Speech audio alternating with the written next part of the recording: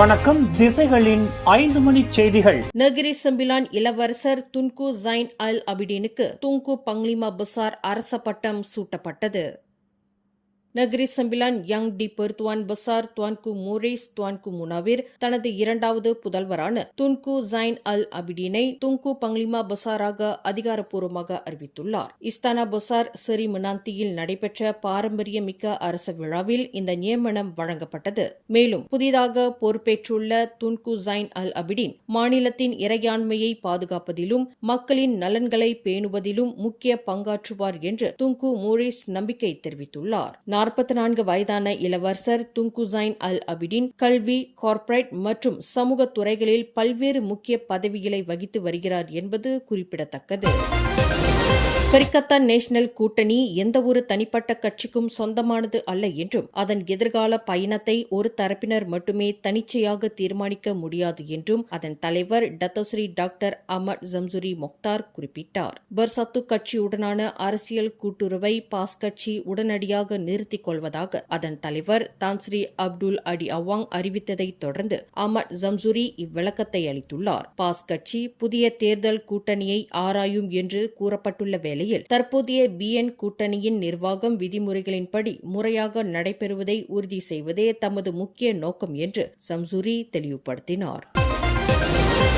மலேசிய ஊழல் தடுப்பு ஆணையமான SPRM அதிகாரிகள் சம்பந்தப்பட்டதாக கூறப்படும் கார்ப்பரேட் மாஃபியா விவகாரம் குறித்த விசாரணையின் தற்போதைய நிலை என்ன என்பது பற்றி விளக்கம் அளிக்குமாறு ஜாசைகா மகளிர் பிரிவின் சட்டப்பிரிவு தலைவர் சங்கீத் கார்டியோ வலியுறுத்தியுள்ளார். ப்ளூம்பர்க் ஊடகம் எழுப்பியுள்ள இக்குற்றச்சாட்டுகள் மிகவும் தீவிரமானவை என்றும் இந்த விவகாரம் இப்போது சத்தமில்லாமல் மூடி மறைக்கப்படுகிறதா என்றும் அவர் கேள்வி எழுப்பியுள்ளார்.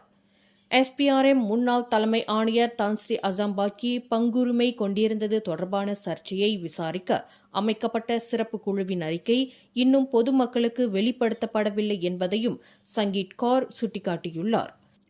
இதற்கிடையே தனக்கு எதிராக அசாம்பாக்கி குற்றவியல் அச்சுறுத்தல் விடுத்ததாக வர்த்தகர் ஆல்பர்ட்டே கூறியுள்ள குற்றச்சாட்டு தொடர்பான போலீஸ் விசாரணையில் போதுமான ஆதாரங்கள் இல்லாததால் மேல் நடவடிக்கை இல்லை என்று சட்டத்துறை அலுவலகம் நேற்று அறிவித்து இருந்தது தொடர்பில் சங்கீத் கௌர் மேற்கண்ட கேள்வியை முன்வைத்தார்.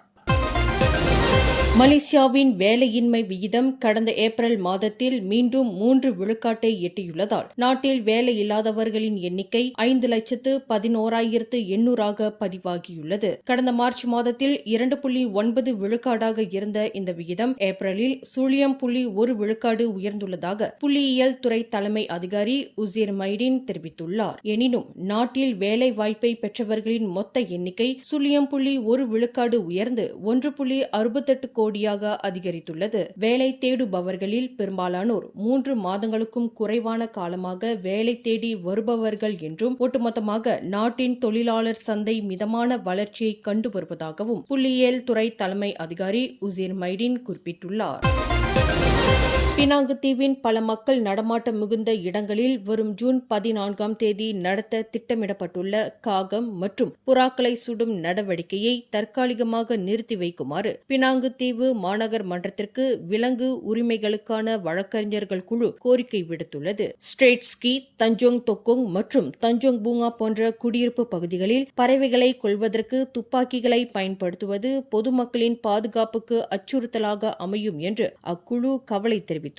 மேலும் கழிவு மேலாண்மை மற்றும் இனப்பெருக்க கட்டுப்பாடு போன்ற மாற்று வழிகள் மூலம் பறவைகளின் எண்ணிக்கையை துப்பாக்கி சூடு இல்லாமல் கட்டுப்படுத்த முடியும் என்றும் அவர்கள் வலியுறுத்தியுள்ளனர்.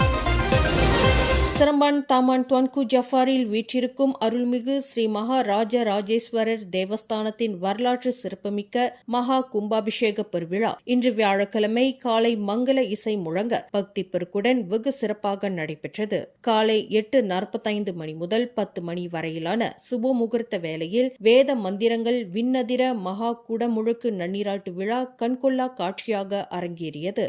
இப்புனித நன்னாளில் ஆலயத்தில் அருள்பாலிக்கும் முருகப்பெருமான் அனுஷ்லி அஷ்டலிங்கம் மற்றும் தமிழகத்தின் திருவண்ணாமலை கிரிவல பாதையில் உள்ள வடிவங்களான அஷ்டலிங்கங்களுக்கு சிறப்பு பூஜைகள் செய்யப்பட்டன. மேலும் மலேசியாவிலேயே முதன் முறையாக 9 ஆஞ்சநேயர்களை உள்ளடக்கிய நவசக்தி ஆஞ்சநேயர் சன்னதி உள்ளிட்ட அனைத்து பரிவார மூர்த்திகளுக்கும் சிறப்பு வழிபாடுகள் நடைபெற்றன. முன்னதாக ஆலய பொறுப்பாளர்கள் புனித கும்பங்களை பக்தி பெருக்குடன் ஏந்திய வண்ணம் ஆலயம் வலம் வந்தனர்.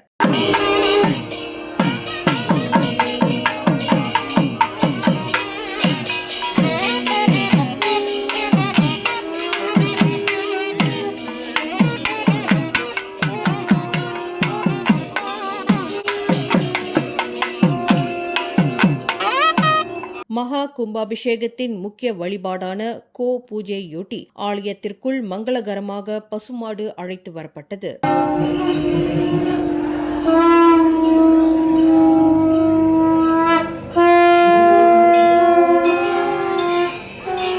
அதனைத் தொடர்ந்து மங்கள மேளதாள நாதஸ்வரம் முழங்க திரண்டிருந்த பக்தர்கள் அனைவரும் அரோகரா அரோகரா என பக்தி பரவசத்துடன் விண்ணதிர முழக்கமிட்டனர். அந்த ஆன்மீக பெருவொலிக்கு இடையே நவசக்தி ஆஞ்சநேயர் சன்னதி உள்ளிட்ட அனைத்து பரிவார மூர்த்திகளின் சிலைகள் மீது புனித நீர் ஊற்றப்பட்டு மகா கும்பாபிஷேகம் சாஸ்திரோக்தமாக நிறைவேற்றப்பட்டு தீபாராதனைகள் காட்டப்பட்டன.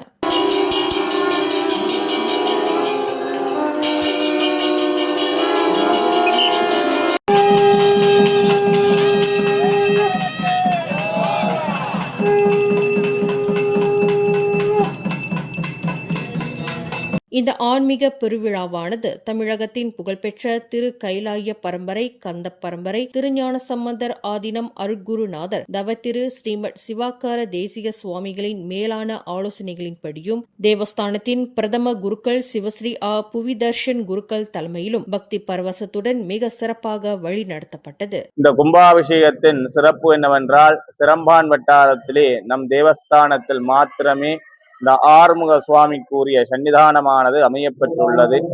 அத்துடன் அஷ்டலிங்கம் திருவண்ணாமலையில் இந்திரலிங்கம், யமலிங்கம், நிருதலிங்கம் என்று அமையப்பெற்ற அஷ்டலிங்கங்கள் மலேசியாவில் முதலாக நம் தேவஸ்தானத்தில் பிரதிஷ்டை செய்யப்படுகின்றது.